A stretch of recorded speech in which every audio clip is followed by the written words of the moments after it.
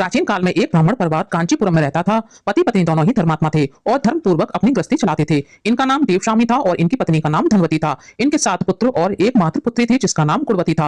जब गुणवती सियानी हुई तो देवशामी से धनवती ने कहा कि पुत्री के विवाह के लिए अब वर देखना चाहिए। ब्राह्मण ने अपने छोटे पुत्र को बहन गुणवती की कुंडली दी और कहा कि ज्योतिषी से इनकी कुंडली दिखवा लाओ, जिससे गुणवती के विवाह की बात आगे चले। ज्योतिषी को कन्या की कुंडली दिखाई। उसने बताया कि विवाह होते ही कन्या विधवा हो जाएगी। ज्योतिषी की यह बात जब ब्राह्मण परिवार को मालूम हुई तो वह बहुत दुखी हो गया और इसका उपाय पूछा। ज्योतिषी ने बताया कि हे ब्राह्मण, सिंहन द्वीप में एक पतिव्रता महिला रहती है जिसका नाम सोमा धोबिन है। यदि कन्या की शादी से पहले सोमा आपके घर आकर पूजन करे और अपना आशीर्वाद दे तो यह दोष दूर हो जाएगा। ब्राह्मण ने अपनी पुत्री गुणवती को अपने सबसे छोटे पुत्र के साथ सिंहन द्वीप भेज दिया। दोनों भाई बहन सागर किनारे पहुंचकर उसे पार करने के बारे में विचार करने लगे। जब समुद्र को पार करने का कोई रास्ता नहीं मिला तो दोनों भूखे प्यासे एक पीपल वृक्ष के नीचे आराम करने लगे। पेड़ पर घोंसले में एक गिद्ध का परिवार रहता था। उस समय घोंसले में सिर्फ गिद्ध के बच्चे थे। वे सुबह से भाई बहन की बातों और क्रियाकलापों को देख रहे थे। शाम के समय जब गिद्ध की माता बच्चों के लिए भोजन लेकर घोंसले में आई तो बच्चों ने पेड़ के नीचे लेटे भाई बहन की कहानी माता को बताई। उनकी बातें सुनकर गिद्ध की माता को दोनों भाई बहनों पर दया आई और बच्चों के कहने से उसने कहा कि तुम लोग अब चिंता मत करो, मैं इन्हें सागर पार करवा दूंगी।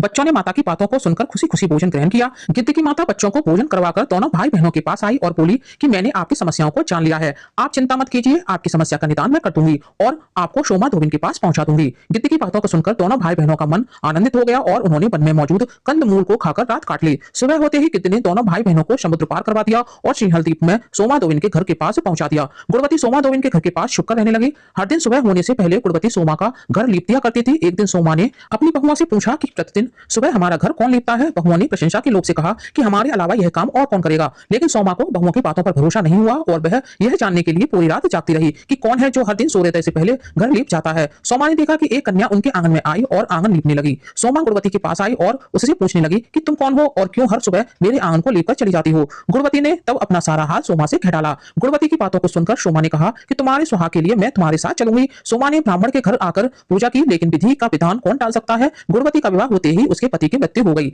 तब सोमा ने अपने सभी पुण्य गुणवती को दान कर दिए। सोमा के पुण्य से गुणवती का पति जीवित हो गया, लेकिन पुण्यों की कमी से सोमा के पति और बेटी की मृत्यु हो गई। लेकिन सोमा ने अपना घर छोड़ने से पहले बहुओं से कह दिया था कि मेरे लौटने से पहले अगर मेरे पति और बेटों को कुछ होता है तो उनके शरीर को संभाल कर रखना। बहुओं ने सास की आज्ञा को मानकर सभी के शरीर को संभाल कर रखा। उधर सोमा ने सिंहल द्वीप लौटते हुए रास्ते में पीपल के वृक्ष की छाया में विष्णु जी की पूजा कर 108 बार पीपल की परिक्रमा की। इसके पुण्य के प्रभाव से सोमा के घर लौटते ही उसके पति और बेटे फिर से जीवित हो गए।